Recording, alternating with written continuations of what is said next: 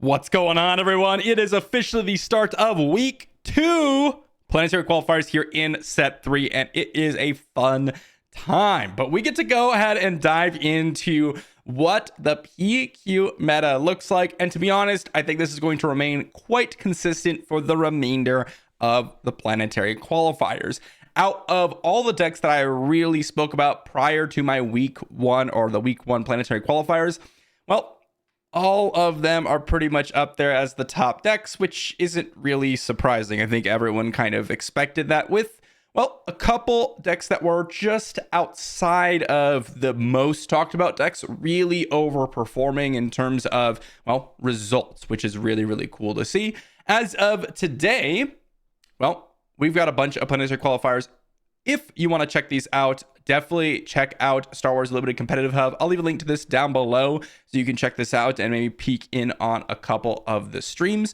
But here, these are all the ones that we had previously. These are the end of week 1 planetary qualifiers. And so we have no new results for week 2. But as of the end of week 1, there is a clear dominant performer in the meta. A big thank you to my patrons over on Patreon for supporting the channel, and also have a TCG player link in the description down below for those of you that want to pick up any Star Wars Unlimited card. Let's dive into the planetary qualifier meta and talk about that, and actually go over the top 5, 6 decks, since 2 of them are actually tied in the top 5 spot. But if we dive into this, you'll see there is a clear winner. There are a lot of really good decks, and there are a lot of one-ofs that have appeared. Things like Asajj Red, which I don't find particularly amazing, or Iden Yellow, which I also don't find particularly amazing, or like Fennec or Cassian, or these random kind of 1 or 2 of lists that do really well. It's just a showcase of how amazing the meta is sort of situated. But there's actually a really good diversity up at the top end, with 5/6 decks kind of pulling ahead the others, and one clear performer, and that is Sabine Green. Whether or not this is just a result of the fact that this deck is one of the cheaper meta decks, alongside it being one of the more consistent ones, as well as simpler to play, as well as hadn't really changed for set 3, who knows? There's a lot of things that lean towards Sabine being absolutely excellent. But not only are we getting a massive amount of top 8s, we also have significantly more number 1 places with Sabine than any other deck. Following that up with Han Yellow, Quinlan Red, Jango Red, Cad Red, and Bossk Blue. And we actually have deck lists to go over today. So we're going to be diving into each of these. These are the decks that you're going to want to prepare for the most. If you can go ahead and actually prepare for all 6 of these lists, if you are heading to a planetary qualifier yourself, then you are going to be really well set up, because all of these usually fall into one of these types of categories. We have the hard control in Bossk Blue. We have the tempo aggros in Jango Red, Cad Red. We have the disruptive tempo decks in Han Yellow and Quinlan Red, a little bit more so than the more aggro placed. And then Sabine Green, which is super hard aggro. The one deck that isn't really represented in this top 6 here that we're going to talk about is more mid-range style.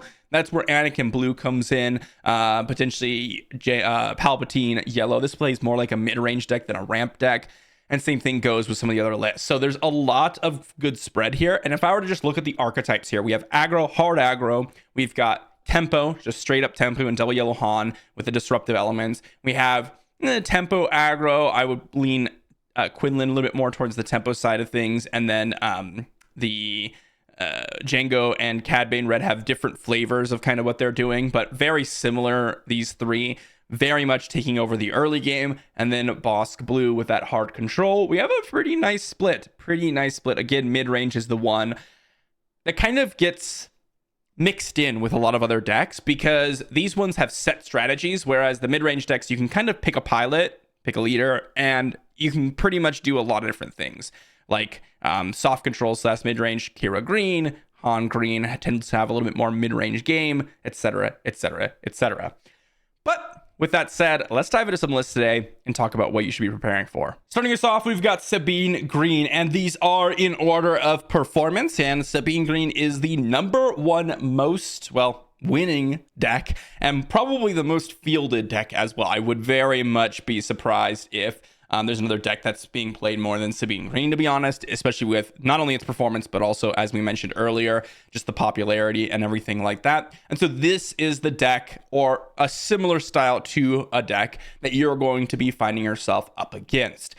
Every single Sabine deck is the same. Sabine Green, that is. Every single one. You're going to find yourself with a Rebel aggro package to start off. That includes things like Sabine Wren, Unit, Battlefield Marine, following it up with a turn 2 Fleet Lieutenant, Wing Leader, and then finishing it out with K2SOs, Podairmans, and Wreckers as your ECL targets. Generally, Podairman and Wrecker are the ECL targets to finish out the game. The whole idea behind this deck, there are two things you're going to want to think about when you're fighting Sabine Wren. First off, you need to deal with some of their early game units so you don't get too much pressure applied to you. And that also includes Sabine, because she comes down on turn 3, so you need to be planning for things like Darksaber. You need to be able to get rid of units, and you need to be able to put on something on the board or just be able to actively remove it. Tarkin Town works exceptionally well for this because you can oftentimes do things like, if you're playing like Jango, play a P-38, kill their A-Wing, and hit something else, and then Tarkin Town that away, which can be extremely powerful. The second thing you need to think about is that ECL Podairman and Wrecker. This is something that you need to be planning for. If you're playing Jango and you're just like, oh, it's turn 4, I'm just going to deploy Jango, attack their base, and move on with my life, expect that there's going to be a Wrecker coming down, ECL hitting you for 6, and leaving Wrecker behind and killing your Jango Fett. That is nasty, okay? If you have that 7 HP leaders or 6 HP leaders, you're going to be finding yourself in a spot where it is really, really tough to deploy them when your opponent's nearing that Wrecker resources. And I said 6 damage, but it's actually 5 damage with the Wrecker onto Jango. If you're playing like Cad Bane, it's hard to deploy on turn 5 without your opponent actually using up their resources. And at the same point, if you are playing Sabine, you don't want to be sitting on those resources forever. And sometimes just deploying out your Wrecker without the ECL and then just getting a kill in and then leaving him behind as a big body, that can work as well. Very, very tough to deal with, but you're going to find it dealing with the early game and then preparing for that mid-game explosion of damage with ECL is how you're going to want to plan for Sabine. It's really, really strong. And we're even starting to play a little bit more direct damage with like daring raids alongside for all causes, as I've found. And Rebel Assault is something that oftentimes people are playing 2 or 3 of, because you really want to be able to get in all your attacks in a single turn. With all the exhausting going around, it can be a little bit tough. So some things to think about. Following that up, we've got Double Yellow Han. This is the quintessential disruptive tempo deck, and it does it exceptionally well. There's a bunch of things that you're going to have to consider while playing as and against Han Yellow. Unlike Sabine, where that's pretty straightforward. If you're able to deal with their early game package and then be aware of their late game / mid game Wrecker Podairman when they use their ECL, and you're able to plan for those things, you can usually deal with Sabine. Of course, in some situations, even when you know these things are happening, you just don't have the right hand to deal with it. Han Yellow, on the other hand, there are so many different things that can happen because of the ability to play an additional resource and get ahead of the curve. Obviously, the biggest thing that oftentimes people think about is the DJ tech combination. One thing that you might also want to consider is that oftentimes, if you're playing against Han Yellow, the 7 resource flip turn, it's sometimes more impactful for them just to smuggle out a DJ and steal your resources and then defeat them, over playing like an Enfys Nest or Han Solo. So I've seen many a game where turn 3, turn 4, whatever, they're playing the tech DJ, they're stealing a resource, and then they just curve into another DJ, and it is like really hard to play the game. On top of that, you need to be aware of Plo Koon. This is something that a lot of people kind of forget about, but this is oftentimes a 2 or 3 of, and it will completely annihilate your strategy, because most of the time when you're playing Han Solo, you put your resource down, you're prepping for your 7 resource turn, your opponent exhausts Han or whatnot, and then you're like, oh, I don't have to worry about something big coming down. Plo Koon is oftentimes going to be a 6/6 ambusher coming down, which is the same thing as Han Solo, and will oftentimes stick around after that as well to hit your opponent for 6 damage. So even if you avoid the 7 resource flip with Enfys Nest or Han Solo, you still have to worry about Plo Koon.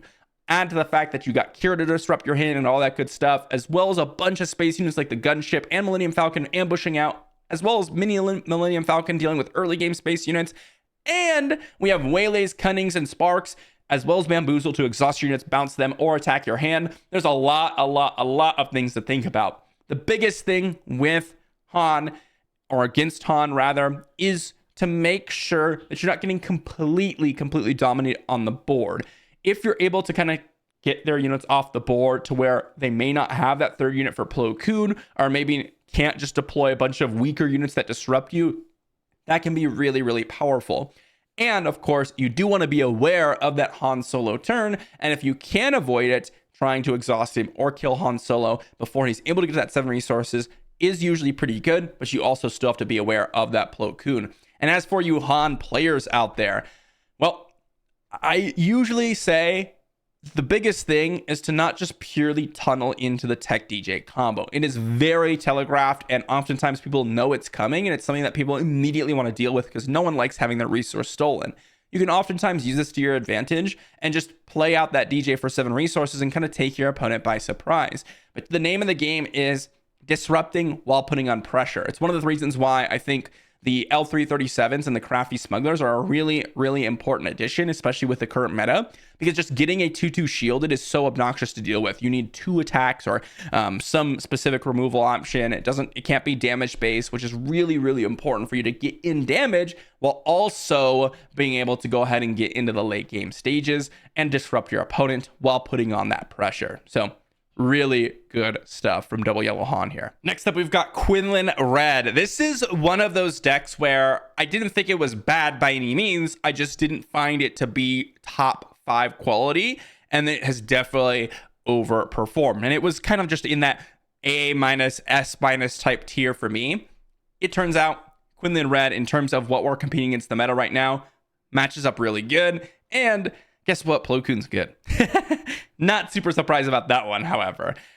Quinlan Red, all about dominating the early game, except the way you do it is a little bit different than Jango's or than your Cad Reds.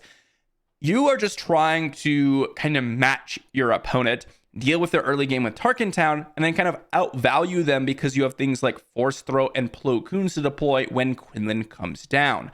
It is really powerful, especially since you do get that core, not necessarily Rebel aggro deck because you're not playing Wing Leaders and Fleet Lieutenants, but you get the core of really strong Rebel units at the beginning of the game, and then you curve into disruptive elements as well as some really nice finishers in Han Solo, Plo Koon, even the Millennium Falcon.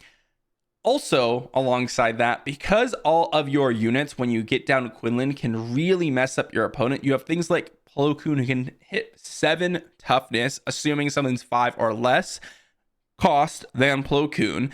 Even things like Han Solo can come down and deal 7 damage because of the 1 damage from Quinlan. Or if you're matching costs, you can even, hit Jango Fett without Quinlan on the battlefield already for 7 because it costs the same. It is really powerful to use this with your ambushers.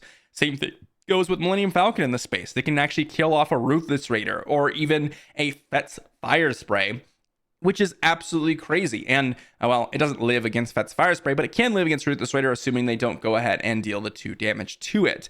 Really nice aggro core with a nice disruptive start with Tarkin Town, finishing out and curving out into more disruptive elements like Kira, Plo Koon, and Han Solo. These ambushers, this is the thing that makes these types of decks really strong. Sabine Green, one of the things that kind of holds it back later on in the game is that you cannot have immediate impact on the board in most scenarios, right? But with Cunning, specifically, you get Ambusher Plo Koon, you get Ambusher Han Solo, you get Ambusher Millennium Falcon, you get Readied Up Millennium Falcon.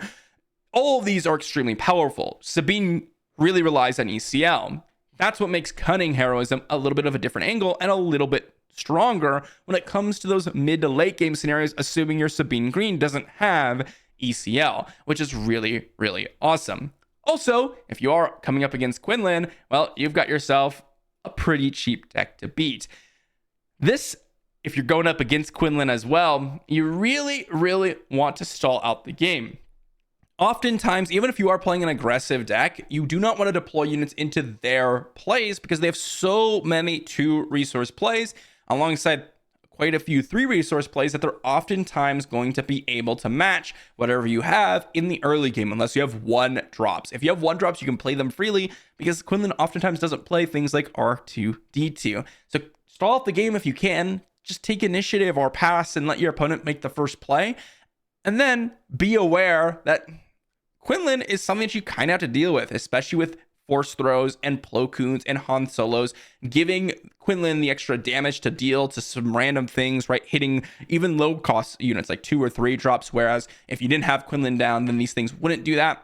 That's where it gets really nasty. And you kind of do have to deal with Quinlan. If you're playing as Quinlan, well, make sure that you don't just pass or take initiative if your opponent passes. Yes, it's annoying to not be able to use your ability, but I've seen a lot of games where I pass, my opponent just takes initiative, and you're in a situation where, well, you haven't deployed your early units, and most of the deck is all about deploying early units so that you can combo with Plo Koon for that coordinate and actually distract your opponent from your Quinlan itself and actually take control of a little bit of board presence and keep hold of it as you go later on with your ambushers. It's really, really important that you don't just stall out in the early game. Next up, we've got Jango Fett. And, well, this is a classic. Same with Sabine Green as of set 3. We've been talking about this since day 1, pretty much. It's a space deck. It's all about getting in with a bunch of space units and, well, triple Dark Raid alongside some other vehicles like Heavy Persuader tank, usually just finishing it out by getting in early damage with space units and then having immediately readied up and direct damage through Triple Dark Raid, Fett's Fire Spray, Ruthless Raider to close out the game. And the reason why you don't just get completely overwhelmed is because you have this ability to really tempo out your opponent by exhausting enemy units with direct damage from your units. The name of the game with this deck is to use Tarkin Town proactively when you're playing as Jango. Oftentimes, just removing any unit on turn 1 can completely put you in a really poor position if you are the opponent.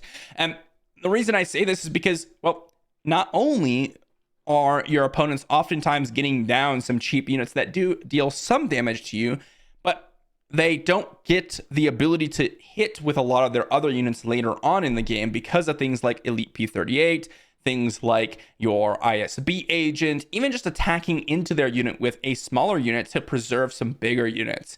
All about that. If you're playing against Jango, you really want to be able to play things that have immediate impact on the board. If you have a choice between just playing out a big unit, I don't know, like a Poe Dameron or a removal option plus like an ambusher or something like that, always go for the thing that can immediately impact the board, because oftentimes that Poe Dameron will not be able to attack.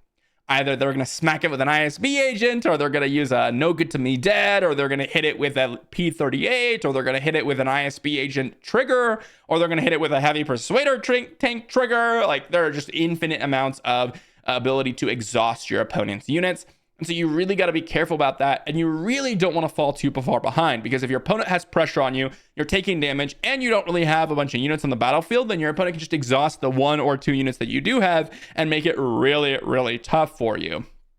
Jango himself, not really like that crazy of a threat. It's actually just the core of the deck. Like, when you flip Jango, yeah, he's a 3/7. Yes, he can exhaust things, and yes, you can exhaust multiple things in a turn, and yes, that does come up, but it's really all about the actual strategy of the deck rather than the leader itself coming down. If you can just ignore Jango, that's fine, because oftentimes the space units are a more pressing concern, and you do have to deal with those. Next up, we've got Cad Red, which is basically the same strategy as Jango in terms of overall game plan, but a different payoff and synergy.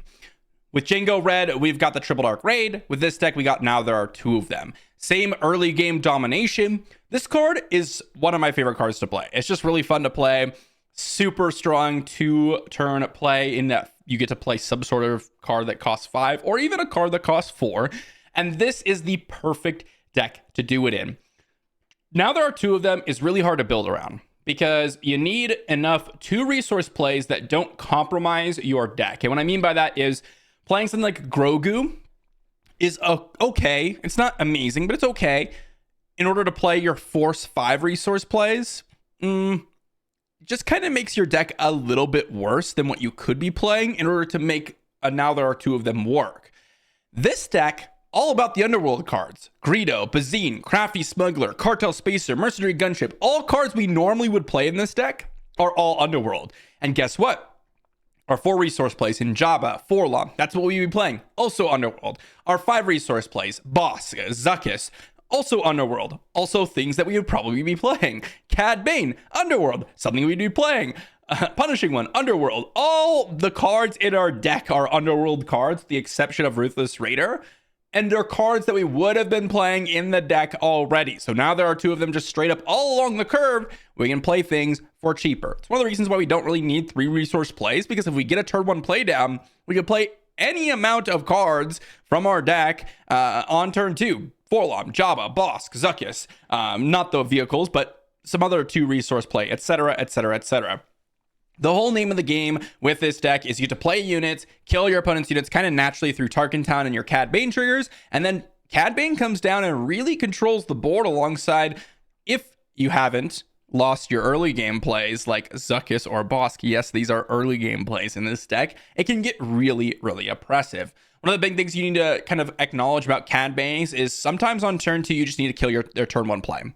You got a Sabine, they have a Greedo, you kill their Greedo. That way they can't play a Bossk or Zuckuss and just completely dominate you. You really have to play around Now There Are 2 of them, because there are games where they go Now There Are 2 of them and you lose. You just lose. And that is absolutely something that happens. Some decks can deal with it a little bit better. Like if you have a Jango and they play like a Bossk and they ambush your unit, you can Tarkin Town away their Bossk. But some decks like Sabine Green, if you get a Bossk down and kill their early plays, or you get a Zuckuss down and you got a 6/6, you will just get dominated. And that can be really, really tough. So something you need to really keep out on the lookout for. If you're playing Cad Bane, similar to Quinlan, I've seen so many Cad Banes pass on turn 1. In the Now There Are 2 of Them deck, you cannot be passing on turn 1, okay? If your opponent's playing Quinlan, if your opponent's playing Jango, maybe there's some argument for passing, like you don't want to just walk it to your opponent's Tarkin Town if they're playing Quinlan, which they probably will use on turn 1. But if your opponent doesn't have Tarkin Town and you're trying to pass to get extra value, don't. Okay, you need to be playing your units proactively. And honestly, if you have the initiative, you want to keep it so you can go Now There Are 2 of them on turn 2. It's something that I've seen a lot of Cad Bane players do, and you really want to be avoiding that kind of setup because you lose the Now There Are 2 of them equity, which is absolutely crazy in this deck. So really sweet option, and probably my favorite to play as of the top decks that we're talking about today. And lastly, we've got Bossk Blue. This is the last deck that we get to talk about today, and this is the pretty standard little units or very little units in the deck, really big finishers, and just a lot of control that we've been used to. This list particularly has got Bounty Hunter crew. We've got a lot of events to kind of re-buy with that Bounty Hunter crew, but most likely it's for the restock in the control mirror. We've got Perilous Position in the deck alongside Top Target and Deathmark to work with Bossk.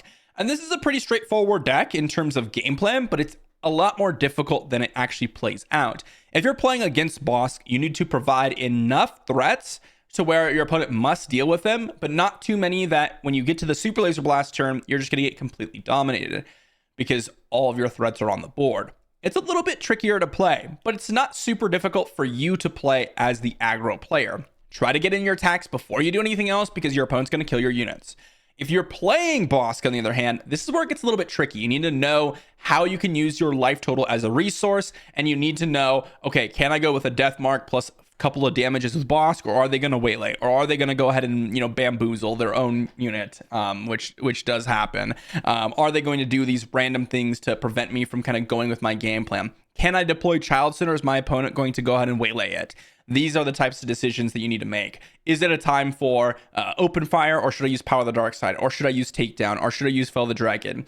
Which threats are my opponent playing, and what can I do to go ahead and counteract them? Out of any deck on the list, a lot of them require a lot of skill, right?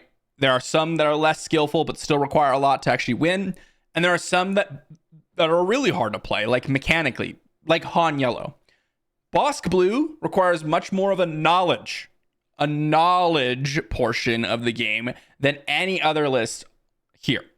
Every other list, obviously, you want to know what your opponent's playing, But if you're not knowledgeable about what your opponent can put down for you to deal with, like if you don't know your opponent's playing Fet's Fire Spray, so you resource your Fell the Dragon in preparation of that turn 5 because you haven't seen a threat, and so then they play a Fet's Fire Spray and hit you for 5, hit you for another 5 on the following turn, that could have been the difference between winning or losing. But that's the type of stuff that you need to know about. And the same thing applies for every other list that you're planning on playing. If you know the top 6 lists, you can kind of plan around that. After you get outside of those top 6 lists or the meta lists, then your opponents are kind of playing whatever they want. So it's kind of hard to predict what they're going to be playing. But just being knowledgeable about what cards you could be seeing and cards that actually end up beating you is what you need to know. But that is the meta for the planetary qualifiers right now. Sabine is the dominant force as of right now in terms of winners, as well as popularity, as well as top 8. I imagine all 3. I don't know the exact breakdown of how many entrants were playing Sabine versus how many entrants were playing like Anakin Blue, for example, or Jango Red. But one thing's for sure is that the results are here for Sabine Green. Let me know what your favorite list is in the comment section down below. And let me know if you think one of these lists kind of in the middling pack, like Ray Red, is actually a sleeper and is actually better than Anakin Blue, for example. Thanks for watching, and I'll see you all for the next one.